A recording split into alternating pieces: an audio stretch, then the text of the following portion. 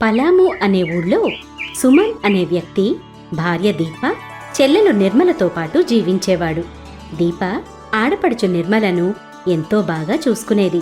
తాను ఎక్కడికి వెళ్ళినా నిర్మలను తనతో పాటు తీసుకెళ్లేది. ఎప్పుడూ ఆమెను తన కూతుర్లాగా ప్రేమగా చూసేది. దీప అత్తగారు జబ్బుతో ఉన్నప్పుడు, దీపా, నేను ఈ లోకాన్నొదిలి వెళ్ళిపోతున్నాను. నిర్మలను ఆడపడుచులాగా కాకుండా నీ కూతుర్లాగా చూసుకుంటానని నాకు మాటివ్వమ్మా. మీకు మాటిస్తున్నానత్తయ్యా, నిర్మలను నా కూతుర్లాగే చూసుకుంటాను. అత్తగారి మరణం తర్వాత దీప నిర్మలను ఎంతో ప్రేమగా చూసుకునేది. తల్లిలేని లోటు తెలియనిచ్చేది కాదు. దీపకు పిల్లల్లేరు. నిర్మల కూడా వదిన దీపతో ఎంతో ప్రేమగా ఉండేది. ఒకసారి వైశాఖ మాసం వస్తుంది. ఆ నెలలో దీప ప్రతిరోజూ పొద్దున్న సాయంత్రం స్నానం చేసి పూజ చేసేది. తర్వాత రావి చెట్టు వద్దకు వెళ్లి అక్కడ కూడా విధిపూర్వకంగా పూజ చేసేది. అప్పుడు నిర్మల కూడా దీపతో పాటు పూజ చేయడానికి వెళ్లేది. దీప ఎలా పూజ చేసేదో నిర్మల కూడా అదే విధంగా చేసేది. ప్రతిరోజు పూజ తర్వాత దీప రావి చెట్టును ప్రార్థించేది. హే రావి చెట్టు దేవా, నా పూజ స్వచ్ఛమైనదైతే నాకు ఒక పుత్రుణ్ణి ప్రసాదించు. మీ కృప వల్ల నాకింక దేనికి లోటు లేదు. దీపను చూసి నిర్మల కూడా రావి చెట్టు దేవుణ్ణి ప్రార్థించేది. హే రావి చెట్టు దేవా, మా వదిన మిమ్మల్ని ఏమడుగుతోందో నాకు కూడా అదే ఇవ్వండి. ఈ విధంగా వారిద్దరూ రావి చెట్టుకు పూజ చేసి ప్రార్థన చేసేవారు. కాలం మెల్లగా గడిచి వైశాఖ మాసం సమాప్తమైపోతుంది. వీరిద్దరి పూజతో రావి చెట్టు దేవుడు ప్రసన్నమై దీపకు ఒక పుత్రుడు కలిగేలా వరమిస్తాడు. కాని నిర్మల గురించి ఆయన ఇలా ఆలోచిస్తాడు. ఈమెకు పుత్రుణ్ణి ఇస్తే ఈమె గౌరవం పోతుంది. ఎందుకంటే ఈమె ఇంకా అవివాహిత. కాని నిర్మల అడిగిన వరం ఇవ్వడం కోసం రావి చెట్టు దేవుడు నిర్మలకు కూడా పుత్రుణ్ణి ప్రసాదిస్తాడు. కొన్ని రోజులకు దీప గర్భవతి అవుతుంది. నిర్మల అరచేతిలో ఒక మచ్చ వస్తుంది. 9 నెలలకు దీప ఒక పుత్రుడికి జన్మనిస్తుంది. నిర్మల చేతిపైన ఉన్న మచ్చ ద్వారా కూడా ఒక పుత్రుడు జన్మిస్తాడు. దీప నిర్మల చేతిలో పిల్లవాణ్ణి చూసి ఆశ్చర్యపోతుంది. అరే నిర్మల, నీ చేతిలో ఆ పిల్లాడేంటి? ఎవరి బాబు అని అడుగుతుంది. వదినా, వీడు నా కొడుకు. తర్వాత నిర్మల విషయమంతా దీపకు చెప్తుంది. నిర్మల ఆలోచనలో పడుతుంది. ఈ పిల్లవాడి గురించి ఊళ్ళో తెలిస్తే నిర్మల అవమానాల పాలవుతుంది. ఇలా ఆలోచించి దీప అందరికీ తనకు కవల పిల్లలు పుట్టారని చెప్తుంది. భర్త సుమన్కు కూడా అలాగే చెప్తుంది. ఒకరోజు దీప బావి నుంచి నీళ్లు తేవడానికి వెళుతుంది. నిర్మలను పిల్లల్ని చూసుకోమని చెప్తుంది. దీప అక్కడ్నుంచి వెళ్లేసరికి నిర్మల కొడుకు ఏడుస్తూ ఉంటాడు.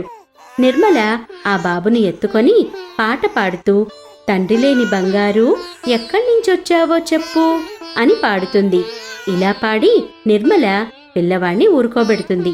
ఇంతలో నిర్మల అన్న సుమన్ వస్తాడు. నిర్మల పాట విన్న అతను వ్యాకులత చెందుతాడు. అతను నిర్మలతో ఏమీ అనడు. కాని నిర్మల అలా ఎందుకంటోందని దీపను అడుగుతాడు. నాకేదో అనుమానంగా ఉంది అంటాడు. అప్పుడు దీప సుమన్కు విషయమంతా చెప్తుంది. అంతా విన్న సుమన్ గాబరా పడతాడు. మనసులో, హే భగవాన్, మీరు ఇలా చేశారేమిటి? ఊళ్ళో వాళ్ళకి తెలిస్తే నా చెల్లి అవమానాల పాలవుతుంది. ఆమెను ఎవరు పెళ్లి చేసుకుంటారు? అలా ఆలోచించాక సుమన్ ఆ పిల్లవాణ్ణి ఎత్తుకొని రావి చెట్టు వద్దకు తీసుకువెళతాడు. పిల్లవాణ్ణి అక్కడ పెట్టి, హే రావి చెట్టు దేవా, నా చెల్లెలు అమాయకురాలు, మీకంతా తెలుసు కదా. కాని ఇలా చేశారేమిటి? ఇప్పుడు మీరే ఈ పిల్లవాణ్ణి చూసుకోండి. ఇలా చెప్పి సుమన్ ఎంతగానో ఏడుస్తాడు. అతని బాధ చూసిన రావి చెట్టు 2 భాగాలుగా మధ్యకు విడిపోతుంది. ఆ పిల్లవాడు అందులోకి వెళ్ళిపోతాడు. చెట్టు మళ్లీ కలిసిపోతుంది.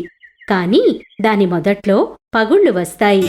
ఊళ్ళో వాళ్ల దృష్టి దానిపై పడి రకరకాలుగా మాట్లాడుకుంటుంటారు. కొన్నాళ్లకి ఆ మాటలు మెల్లగా ఆగిపోతాయి. సుమన్ నిర్మల కోసం సంబంధాలు చూస్తుంటాడు. ఇంతలో వాళ్ల ఇంట్లో హోమం చేయించాలనుకుంటారు. హోమం కోసం అన్ని ఏర్పాట్లు చేసుకుంటారు. పండితులను, ఊళ్ళో వాళ్లను కూడా పిలుస్తారు. హోమం కోసం అగ్ని వెలిగిస్తే మంట అంటుకోవడమే లేదు. పండితులు చాలా ప్రయత్నిస్తారు. కాని అగ్ని ప్రజ్వలితమవ్వలేదు. ఏమీ అర్థం కాక ఒక పండితుడు సుమన్ను ఇలా అడుగుతాడు. చూడు సుమన్, నీకు కావలసిన వారినెవరినైనా ఈ హోమానికి పిలవలేదా? లేక పొరపాటున మర్చిపోయావా? నీ కుటుంబంలో బాగా కావలసిన వాళ్ళు? లేదండి, ఎవర్నీ మర్చిపోలేదు, అందరూ వచ్చారు. పండితులందరూ కలిసి అగ్ని వెలిగించడానికి ఎంతో ప్రయత్నిస్తారు, కానీ విఫలమవుతారు. అప్పుడు ఒక విద్వాన్ పండితుణ్ణి పిలిపిస్తారు. అతను వేదాలన్నీ చదువుకున్నవాడు, మహాజ్ఞాని. అందరూ అతనికి జరిగిందంతా చెప్తారు. ఆయన తన కళ్ళు మూసుకొని ధ్యానం చేసి ఇలా చెప్తాడు. సుమన్, నువ్వు నీ మేనల్లుడిని పిలవలేదు. అతను తప్పిపోయాడు కదా, అందువల్లే అగ్ని వెలగడం లేదు. నువ్వు మొదట అతన్ని పిలువు, ఆ తర్వాతే హోమం సంభవమవుతుంది. కానీ నాకు మేనల్లుడు లేడే. నువ్వు బాగా గుర్తు చేసుకో, అతన్ని రావి చెట్టు దేవుడికిచ్చేశావు కదా. తర్వాత సుమన్ పండితులకు, ఊళ్ళో వాళ్లకు నిజం చెప్తాడు. నాయనా, నువ్వెందుకు సిగ్గుపడుతున్నావు? ఇది రావి చెట్టు దేవుని కృప, ఇందులో మీ తప్పేం ఉంది? ఆ తర్వాత సుమన్ ఊళ్ళో వాళ్ళందరితో కలిసి భాజా భజంత్రీలతో రావి చెట్టు వద్దకు వెళ్లి ప్రార్థన చేస్తాడు. హే రావి చెట్టు దేవా, తెలియక చేసిన తప్పుకు నన్ను క్షమించు. దయచేసి నా మేనల్లుణ్ణి తిరిగివ్వండి, మీకు పుణ్యముంటుంది. సుమన్ ప్రార్థన విన్నాక రావి చెట్టు రెండుగా విడిపోతుంది. దానిలోంచి పిల్లవాడు బయటకు వస్తాడు. పిల్లవాడు బయటకొచ్చాక నిర్మల శరీరం నుండి పాలు ధారగా వచ్చి పిల్లవాడి నోట్లో పడతాయి. ఊళ్ళో వాళ్ళు ఆ పిల్లవాడు రావి చెట్టు దేవుని ప్రసాదం అని నమ్ముతారు. తర్వాత అందరూ ఆనందంగా తిరిగి వస్తారు. హోమం బాగా పూర్తవుతుంది. ఒక రైతు ఉండేవాడు. అతను చదువుకోలేదు, చాలా అమాయకుడు. భగవంతుణ్ణి పూజించాలి అనుకుంటాడు, కాని భగవంతుని పేరు తెలియదు. ఒక సాధువు దగ్గరకు వెళ్లి భగవంతుని పేరు అడుగుతాడు. గురూజీ, నాకు భగవంతుని పేరు చెప్పండి. ఆయనను నేను ఎల్లవేళలా స్మరిస్తూ పని చేసుకుంటాను. కనీసం వచ్చే జన్మలో అయినా దానివల్ల నా జీవితం బావుంటుంది అంటాడు. సాధువు, నువ్వు అంగమోచక్ అనే పేరును జపించు అంటాడు. ఆ పేరును స్మరిస్తూ అతను వెళ్తూ ఉంటాడు. కొంచెం మతిమరుపు కలవాడు కావడం వల్ల అంగమోచక్ అనే పేరు బదులు ఘమోచక్ అని స్మరిస్తూ ఉంటాడు. రోజులు గడుస్తూ ఉంటాయి. ఘమోచక్ ఘమోచక్ అని స్మరిస్తూ పనులు చేసుకుంటూ ఉంటాడు. విష్ణు భగవానుడు శేషతల్పంపై పడుకొని చిరుమందహాసం చేస్తూ ఉంటాడు. పక్కనే కూర్చున్న లక్ష్మీదేవి కారణం అడుగుతుంది. విష్ణు భగవానుడు, భూలోకంలో నాకొక భక్తుడున్నాడు. నా పేరును జపిస్తున్నాడు, కాని ఆ పేరు వేదాల్లో కూడా లేదు. అతని అమాయకత్వం చేత నా పేరుని తప్పుగా స్మరిస్తున్నాడు, కాని హృదయంలో నాపై భక్తి ఉంది అంటాడు. లక్ష్మీమాత, అతను మీ పరమ భక్తుడంటున్నారు కదా, పదండి అతన్ని పరీక్షిద్దాం అంటుంది. విష్ణుమూర్తి సరేనంటాడు. ఇద్దరూ భూలోకానికి చేరుకుంటారు. ఇద్దరూ సాధారణ మనుషులుగా వేషధారణ చేస్తారు. ఆ రైతు యొక్క పొలానికి చేరుకుంటారు. రైతు భగవానుణ్ణి స్మరిస్తూ ఉంటాడు. విష్ణుమూర్తి లక్ష్మీదేవితో, నువ్వు అతని వద్దకు వెళ్ళి అతన్ని పరీక్షించు అంటాడు. ఇలా అని చెప్పి పొలంలోనే తవ్వి ఉన్న ఒక గోతిలో దాక్కుంటాడు. లక్ష్మీదేవి అతనితో, సోదరా, నీవు ఎవరి పేరు స్మరిస్తున్నావు అని అడుగుతుంది. రైతు జవాబు చెప్పాలనుకుంటాడు, కాని చెప్తే అతని భక్తికి ఆటంకంగా వస్తుందని భావించి ఏమీ మాట్లాడడు. లక్ష్మీదేవి పట్టుదలతో మరలా అడుగుతూనే ఉంటుంది. విసుగు చెందిన రైతు, నీ భర్త పేరును స్మరిస్తున్నాను అంటాడు. లక్ష్మీదేవి రైతు ఆమెను గుర్తుపట్టాడేమో అనుకుంటుంది. నీకు నా భర్త ఎక్కడున్నాడో తెలుసా అని అడుగుతుంది మరలా. రైతు ఆలోచనలో పడతాడు.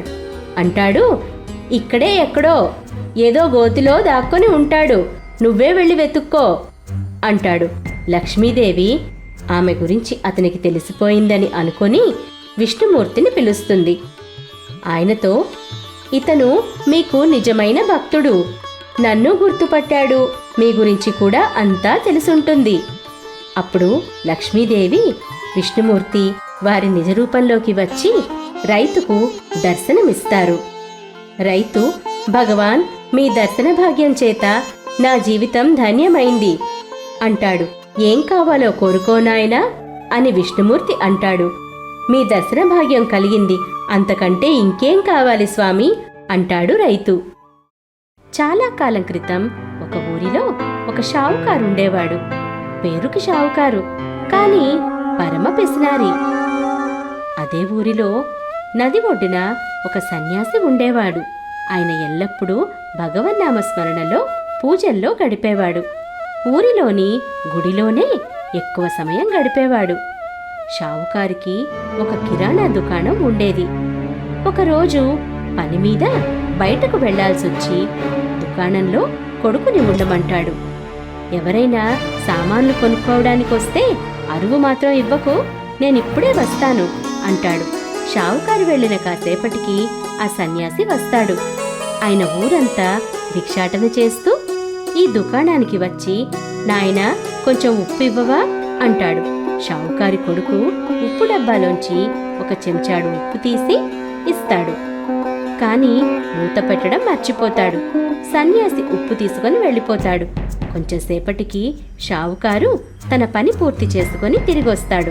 వస్తూనే మూత తెరిచి ఉన్న డబ్బాను చూస్తాడు. నేను లేనప్పుడు ఏమేమమ్మావు అని కొడుకును అడుగుతాడు.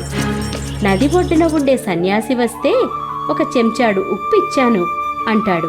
షావుకారు గాభరాపడి, అయ్యో, ఆ డబ్బాలో ఉప్పు కాదు, విష పదార్థం ఉంది అని గాబరాగా సాధువు వద్దకు పరిగెత్తుకొని వస్తాడు. కాని అప్పటికే సాధువు వంట చేసి దేవునికి నైవేద్యం పెట్టి భోజనానికి కూర్చుంటాడు. ఇది చూసి షావుకారు, మహాత్మా ఆగండి, నా దుకాణం నుంచి మీరు తెచ్చింది ఉప్పు కాదు, విష పదార్థం, దయచేసి ఆ భోజనం తినకండి అంటాడు. అది విని సన్యాసి, నువ్వు ఆలస్యంగా వచ్చావు నాయనా, నేను ఈ భోజనాన్నే భగవంతునికి నివేదించాను కనుక నేను ఇదే తినాలి. పెట్టిన నైవేద్యాన్ని తినకుండా వదలకూడదు. నైవేద్యం పెట్టకుంటే అది వేరు, తినకుండా వదిలేయచ్చు. ఇప్పుడది ప్రసాదంగా మారింది అని చెప్పి దాన్ని తినడం ప్రారంభిస్తాడు. షావుకారు కంగారు పడతాడు. భోజనం చేశాక సాధువు అక్కడే పడుకుంటాడు. సాధువుకు ఏమైనా జరుగుతుందేమో అనే భయంతో షావుకారు అక్కడే ఉంటాడు. విషం కలిపిన భోజనం తినడం వల్ల సాధువుకు ఏమైనా అయితే అందరూ తననే తిడతారు అని అనుకుంటాడు. ఒకవేళ మధ్యరాత్రిలో ఏమైనా అయితే నేను ఈయనను వైద్యుని వద్దకు తీసుకెళ్తాను అని అనుకుని అక్కడే కూర్చుంటాడు. ఇలా ఆలోచిస్తూ అక్కడే నిద్రపోతాడు. సూర్యోదయం అవుతుంది. సాధువు రోజులాగానే నిద్రలేచి తన దినచర్య ప్రారంభిస్తాడు. నదిలో స్నానం చేస్తుంటాడు. ఇంతలో షావుకారికి మెలకువ వస్తుంది. స్నానం చేస్తున్న సాధువుని చూసి, మహాత్మా, మీరు బాగానే ఉన్నారు కదా అంటాడు. సాధువు, భగవంతుని ఆశీర్వాదం నాయనా అంటాడు. స్నానం చేశాక సాధువు గుడికి వెళ్తాడు. ఆయన వెనకాలే షావుకారు కూడా వెళ్తాడు.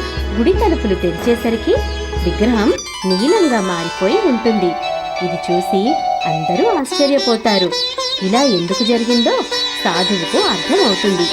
భగవంతుడు ఆ భోజనంలోని విషాన్నంతా ఆయనే తీసేసుకున్నాడు. ఈ చమత్కారం చూసిన షావుకారు మారిపోతాడు.